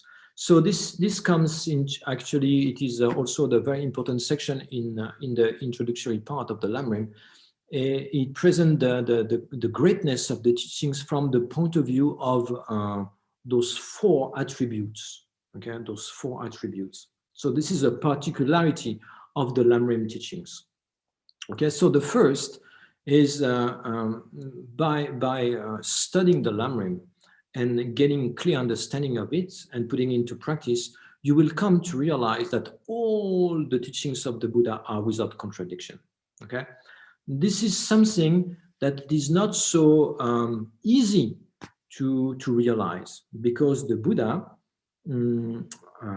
as we said before, you know, he taught for more than 40 years, pretty much, 84,000 bundles of teachings, 3 turning of the wheel, you see, and he was teaching to the Buddha was not giving teachings, let's say general teachings, not pretty much. He was teachings for teachings for the people in front of him. What spontaneously, see, he was delivering a discourse that would benefit those people. So since there were different assembly, different time, different occasion, different type of mentality and predisposition, then different teachings were given. Sometimes the teachings were interpretative, sometimes they were definitive. And it is a very difficult topic in all Buddhism, you know, to come down to the interpretative and definitive teachings of the Buddha. That's not easy. Okay. For example, we take the first turning of the wheel. The first turning of the wheel of the Four Noble Truths, you see, The Buddha explains also the truth of suffering. He explained what is suffering, what is the origin, the cessation, and the path. And during this discourse, he did not mention that phenomena were empty of inherent existence. And when he presented the selflessness, he presented the selflessness from the point of view of the person being empty of being self-sufficient, substantially existent, okay, which is compared to the emptiness of inherent existence found in the Madhyamika Prasankhya school, a coarse level of selflessness. Okay, so he explained that the person was empty of being self-sufficient. Nevertheless, phenomena were existing by way of their own characteristics, pretty much. Okay, so in another occasion, you see, he had the bodhisattvas in front of him of beings of high faculty. So he gave another type of teachings. He gave the teachings called the absence of characteristics, which is those perfection of wisdom sutra that were uttered, expounded in Rajgir. And where he explained, you see, he said that there is no phenomena which is established by way of their own characteristics. So you see, for some people, it could have created a doubt, because at some point the Buddha was saying something, at another occasion he was saying something else. So people were getting confused. So therefore, the Buddha, he expressed the third turning of the wheel, which is the correct discrimination from, and he explained the three. So in this cycle of teachings, you find different things. You find the teachings you see on the Buddha nature, that all beings are endowed with Buddha nature. All beings without exception are endowed with Buddha nature, and there is only one final vehicle, which is the state of Buddha, that everybody will travel to Buddhahood eventually. And he also explained the fine discrimination in terms of the three natures. So he explained which phenomena are established by way of their own characteristics and which phenomena are not established by way of their own characteristics. Okay? And from that basis, the Chittamatra vehicle came to exist. So you see, it is not so easy to understand what is interpretative and what is definitive meaning. And for someone who have a superficial reading of Buddha's teaching and superficial understanding, it can come to have doubt and say, oh, maybe there is contradiction. So one of the first major benefits of the lam-rim instructions, lam-rim teachings, is you come to realize that all the teachings are without contradiction. That's the first one. Then the second one is to understand that all the scriptures as an instruction. So you'll come to realize that every single word you see in those composition, in the lam-rim composition, are actually personal advice to put it into practice. So if you approach this text in these scriptures, you see, with maybe the thought that, oh, I'm only considered, you see, with this part of the teachings because I don't have this level of motivation or whatever, you know? You don't have it yet. And that's the point, you see, you don't have it yet, and that's the point. But later on, your mind, you see, through the contemplation, your mind will ripen and you will develop also that level of motivation. So anyway, all the scriptures, they are personal. All the teachings of the Buddha, you see, you come to understand all the teachings of the Buddha, they are personal instructions. All the scriptures are in personal instruction. So, and then you will easily easily understand the final intent of the Buddha. So what is his final view? What is his final scope? You see, it's come clear. And it will protect you from the abyss of the great fault, the very faulty conduct. What is the very faulty conduct? Is to reject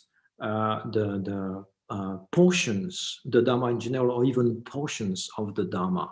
For example, saying that, oh, this Mahayana, you see, is not the teachings of the Buddha, or saying that, oh, this section of the teachings is of no use, or is So that would be rejecting the portion of the teachings, and it create great obscurations.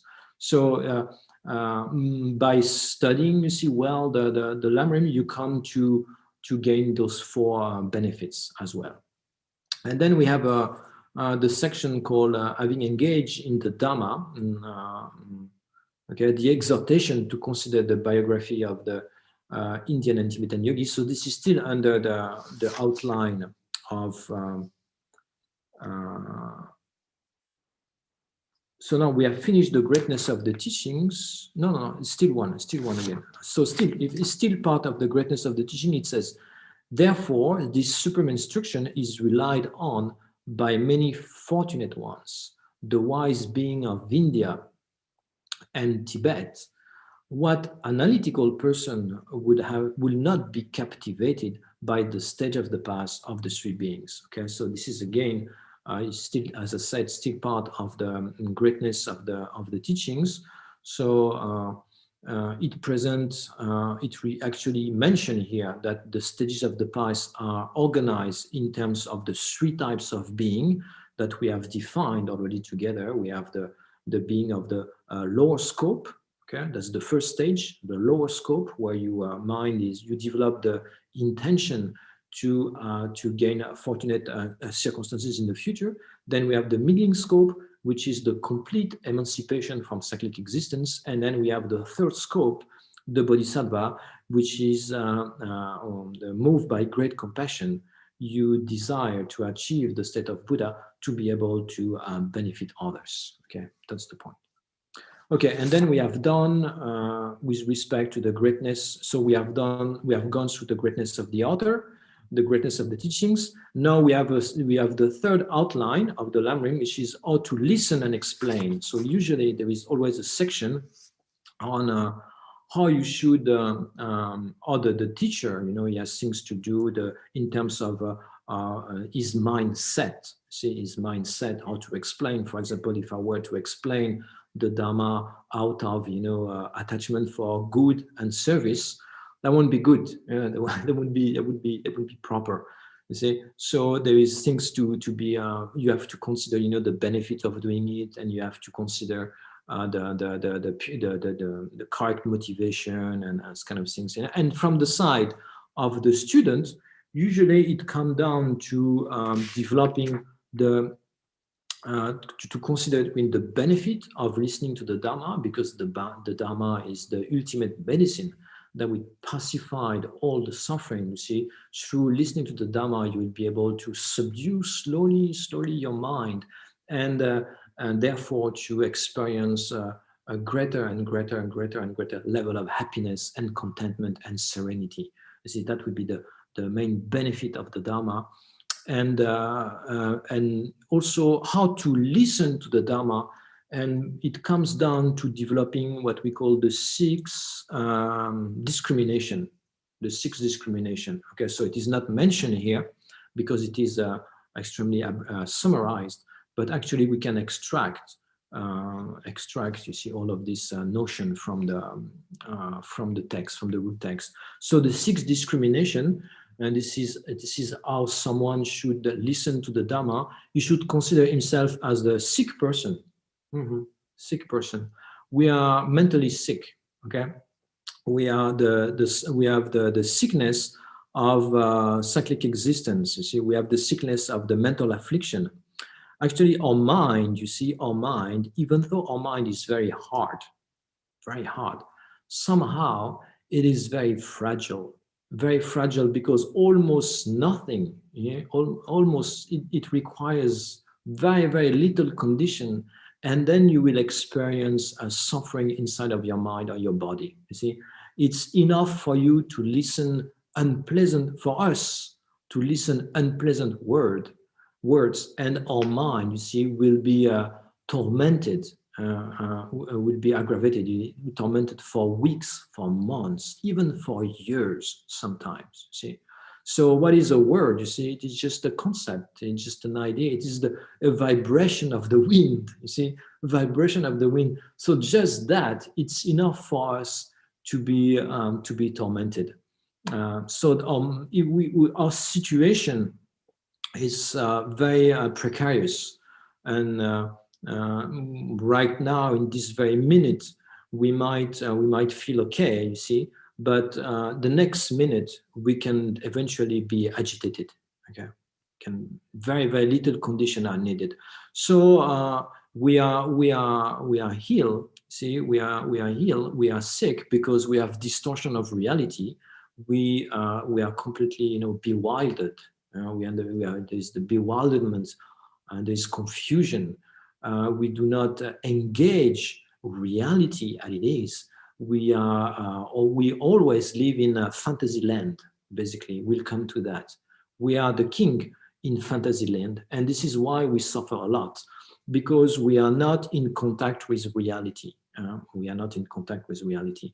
So living in fantasy land, we have a lot of expectation. And every time that our expectation or the reality, let's say the reality does not meet the expectation, then we suffer. Okay, so we have big distortion of reality, and those distortion of reality, they create all of these mental events of attachment, aversion, etc., etc. So we should consider ourselves a sick person. And actually, in terms of Buddhism, what is the norm, the normality, health is Buddha. Buddha is the healthy one. Buddha has the correct mind. His mind is functioning properly. He's seeing things as they are. You see, he's the one who has actualized the healthy state. It is free from obscuration. Okay, so anyway, we first is consider oneself as a sick person, as a patient. Let's say patient. The second one is to consider the Dharma as being the medicine. Okay? The Dharma is the medicine, and to consider the teacher of the Dharma. So the teacher, which means the Buddha. Okay, in this context, is the Buddha as the supreme doctor, the supreme physicist, supreme doctor. And the fourth one is to consider the practice of the Dharma, okay, as being the cure. You should not think that merely hearing the teachings will be enough. Okay? You can hear teachings for 40 years and nothing will happen in your mind. Okay, this happens all the time. So we should not fall into this trap. Okay, so otherwise it would be like, you see, like you heal, you're sick, you go to the doctor. The doctor, he prescribe you like the recipe. Eventually, you go to buy the medicine, but what you do, you see, you never take it. You keep it on your cupboard, and you're happy because you have the medicine, but you never take it. Or you just read the box. You read the composition. Oh, it's very efficient. There's this and that, but you never take it. So that's the problem with that we find, a lot. The teaching has to be put into practice. The teachings, so you hear, you see, you have to develop what we call the 3 types of wisdom. So when you hear the teachings or when you read the teachings, it's considered to be the first type of wisdom. It's the wisdom arising from hearing. Okay. The wisdom arising from hearing, and then there is an understanding, and that understanding is only brought through hearing the word of others. It is not your own. It is not your own understanding. So then you have to move on to the wisdom of reflecting, where you start to personally reflect on the teachings of the Buddha and what you have heard or what you've read, and by the power of analysis, you see, you will be able to generate an understanding. By the power of reasoning, by the power of your own mind, you will be able to generate understanding. Okay? And then after, there will be the wisdom arising from meditation, where the result, you see, the result of your analysis is taken as the object of meditation. The result of analysis is taken as the object of meditation. So analysis is necessary, because if there is no analysis, the object of meditation cannot arise to your mind. We actually do a lot of analysis in Buddhism, because it is through a process of analyzing that the object of meditation will down to your mind. See, is you have to generate what we call inferential valid consciousness. The mind that only the understanding that you generate through hearing, it is not considered as a valid mind, because it is a mere supposition. It's a correct supposition. It is a correct supposition. Being a correct supposition, it is not a valid mind, because it does not realize the object by its own power. It is not, you do not use reasoning, and due to not using reasoning, there is no, the mind is not incontrovertible with respect to the object. Is not incontrovertible.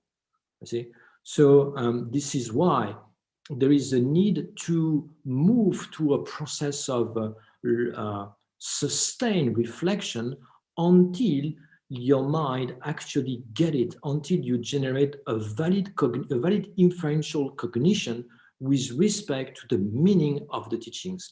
Only that mind, which is a valid mind means being uncontrovertible. There is no doubt, it's uncontrovertible with respect to the object. That mind can function as an antidote to a wrong conception that you have, you see, wrong understanding, a mere supposition, merely accepting what is being said because it is nicely said, or because it is the way you think also, you see, I think it's like this. You see, most of the time, there is no basis there. So, oh yeah, there's no basis. It is not founded. It is not founded in reasoning. It is not founded on correct reason. Correct reason. So this is very important to move to that second level, which is the analysis, because only through analysis you will generate a valid mind that actually realizes the meaning. And that mind that realizes the meaning is incontrovertible, you see, then no one can take that from you. It is incontrovertible, then doubt is eliminated. It realizes its object. It cannot become, it cannot be contradicted by another type of mind, because it has been validly realized independent on reasoning, sustained reasoning. So that type of mind can function as an antidote. It is able to quell his respective discordant class. So this is why, you see, if you only remain at the level of listening, you only have the type of mind which is called a mere supposition, a correct supposition, but not being a valid mind. See, not realizing its object, it cannot work as an antidote. It is ineffective to change your mind. It is ineffective to change your behavior, to eliminate your wrong conception, your wrong habits. Ineffective. And so that's something very important, okay? And then after, you see, the result of this analysis, because the object of meditation, you see, it arises by the power of reasoning. You know, due to analyzing, the object of meditation become clear. Then their understanding there, that is taken as an object of meditation, and then you go on developing, you know, calm abiding and special insight. But this is very, very far from now.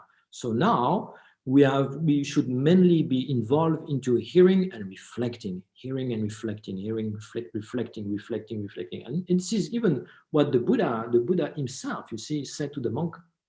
It said that you should not accept things because I said it, but exactly, you see, as the person who is looking for gold, It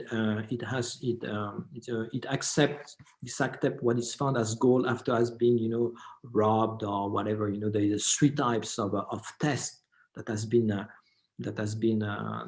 to be carried out, and in the same way there is the threefold analysis with respect to the teachings. Okay, so anyway, I hope, yeah, it is something important. Okay, it is something important, just not to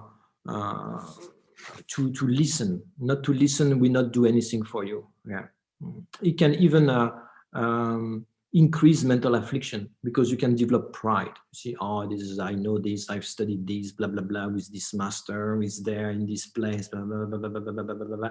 But at the end, you see, no much benefit. I'll say there is imprint. There is always benefit in listening to the Buddha's teachings, but in terms of the benefit for the mind, there's no much benefit. It can be more. Yeah. And then, so this is so you consider the practice of the Dharma. This is the practice, reflecting and meditation. You see, and putting the practice in daily life, what you have understood as being the cure itself. And then you have to develop the conviction that Buddha Shakyamuni, you see, is the perfectly reliable being, yeah? And to develop the wish that the Dharma flourish and abide in this world for a very long time. So in terms of gaining the conviction that Buddha's teaching is a valid being, we're not going to start that right now, because I'm going to need half an hour for that. So we'll do that next time. Okay, we'll explain to you. I mean, we will have some discussion about how to establish that the Buddha is a valid being, and therefore, you see, getting this what we call the face of conviction, not blind face, the face of conviction. Okay, so I'm gonna stop here, I think, for today. And is there any questions?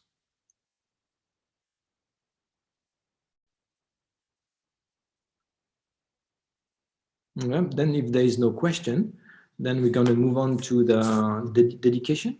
Yeah? We said that it's 3:30 to 5:30, right? If my memory is correct. Yes, Venerable.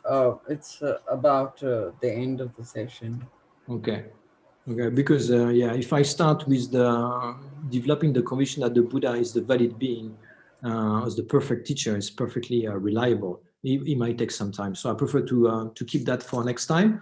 So in case you see you have there is some questions, maybe we can find a way to gather all of these questions, and maybe you can send them to me.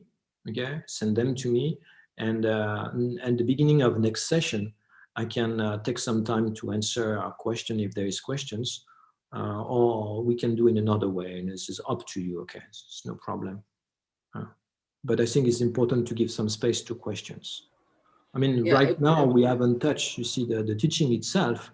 We are finishing the introduction, but I think question might come, in the future. I'm afraid so. Okay. Yeah, please send in your questions to the SPC address. If it's okay with you.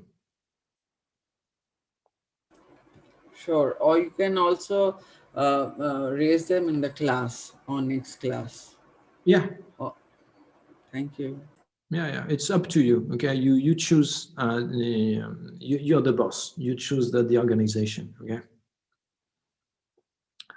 Okay. So maybe we can read the dedication together. So you said you wanted to read some special dedication for that Rinpoche advice in this situation that we have now. Venerable, these are actually almost the standard dedications, but they're compiled by Rinpoche for the COVID time. Okay.